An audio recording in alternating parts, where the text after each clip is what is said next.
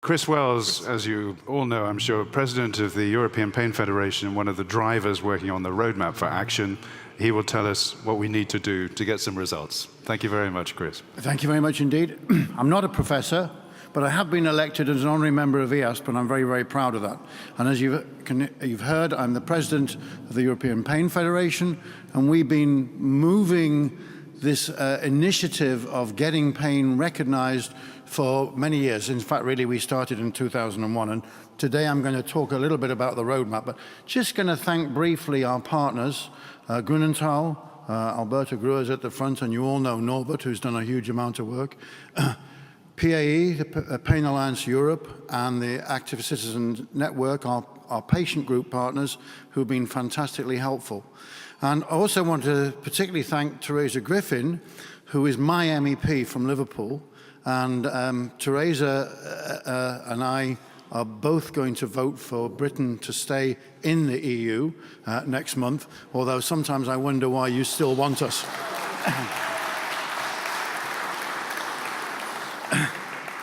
So we're going to talk really about the roadmap for action and what EPIC's done in the past.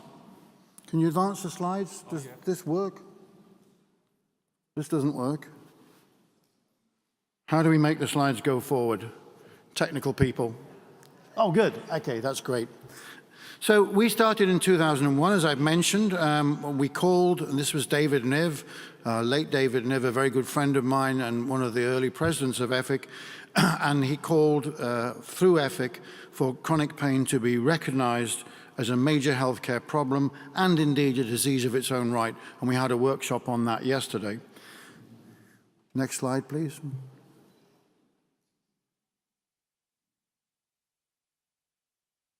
Can we try and improve this, because this is going to take all day if we can't advance the slides? No, it doesn't work.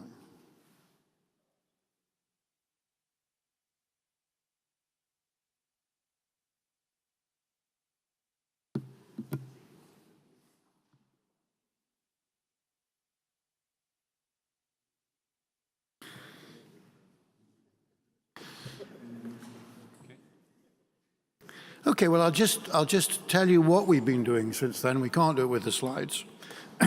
But in 2010, EASP had a declaration of Montreal, which was signed up by many, many people. And that highlighted the importance of care of pain for patients. Here we are. Oh, good. Okay. The obligation of governments and healthcare institutions to give access to people in pain to fully adequate pain management, and also the obligation of healthcare professionals to offer a patient in pain the management that he should or she should deserve. And this was an important declaration.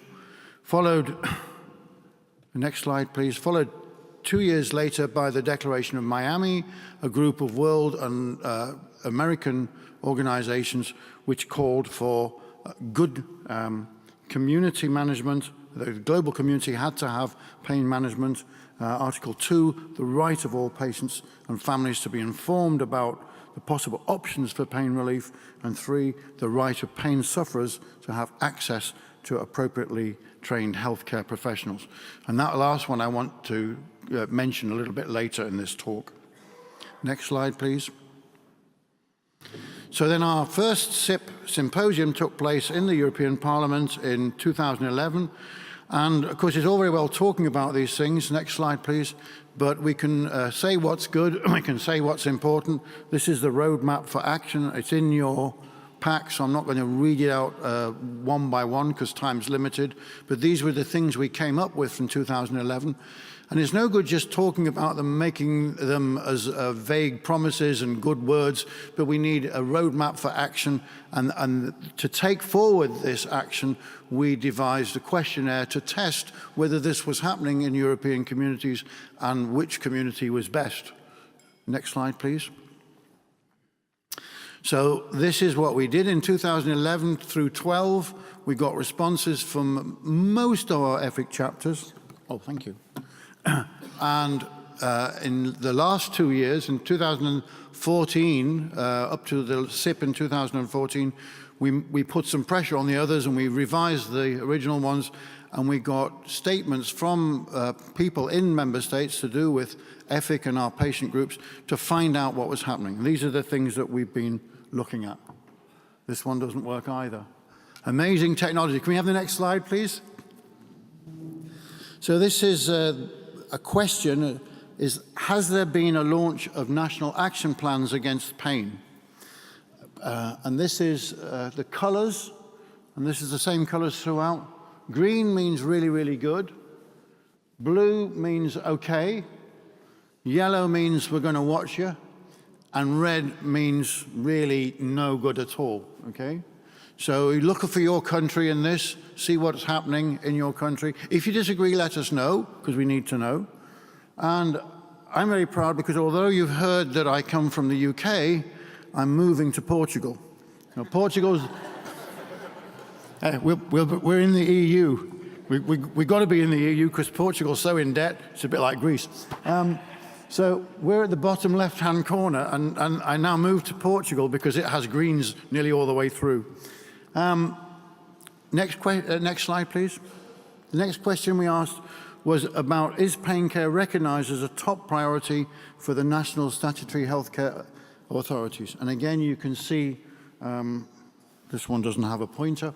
You can see green in 4 or 5 countries, only one blue, and really it's either in progress, which means we're thinking about it and we've done it a little bit, or it's really just not going on as it should do. Next slide, please. Have acute pain services been established in all hospitals? This is better. Of course it is, because we understand acute pain better. We're better at managing it. It's an important need, and it is pretty good in that we've got greens and blues in many, many countries and not too much red. But it's wrong that we have any red at all, and we need to get the yellows moving into blues. And really, in the next 5 years, everything should be green in this subject and in this question. Next slide, please. Is national data available on the effects that poor pain management has on the health care system and the economy? This is pretty bad, isn't it? You can expect that. Really, really, really, only one green, that's Portugal, and the rest, nobody knows about it. But it's there. Everybody knows it's there, and no one's measuring it. So when we ask for some more support, everyone says, well, we'd like to help you, but, you know, we can't really afford to. I would argue that we can't afford not to. The cost of pain to healthcare, the cost of pain to economies is so high, it can be reduced if we put a little bit of seed money in, so it would be foolish not to. Next slide, please. Are the basics of pain medicine and care being brought into residency programs for all medical specialties? One of the important outcomes of the last SIP in 2014, the thing that everybody agreed on, this was nothing to do with me, but everybody agreed, patients, healthcare providers, politicians, and the doctors, was that the best way forward, the single best way forward, was better education of doctors. Because it's not that we're lacking in treatments, it's just that those treatments aren't applied. So many people who have both acute and chronic pain are not getting the best care. And when you look at the map, you can see a green or two, but plenty of red and lots of yellow. So this just isn't on. Next slide, please. And EFIC is so committed to education that since that last SIP, in fact, before the SIP, we had an undergraduate curriculum, but since that last SIP, we've been working really, really hard on a curriculum for all doctors.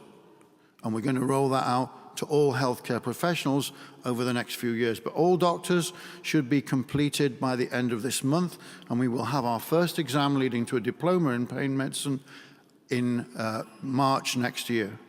So this will mean that doctors, whether they're rheumatologists, general practitioners, neurologists, will be able to subspecialize in pain so that they can show that they have the basic knowledge to assess and properly manage a patient with chronic pain, which just doesn't happen at the moment. So that's really, really important. The other things that EFIC does, we spend a huge amount on schools involved in training. We have 5 across Europe, and scholarships for individuals to go to a center of excellence and learn about best pain management, and of course our conferences and congresses to spread the knowledge, to exchange what we know is good practice. Next slide, please.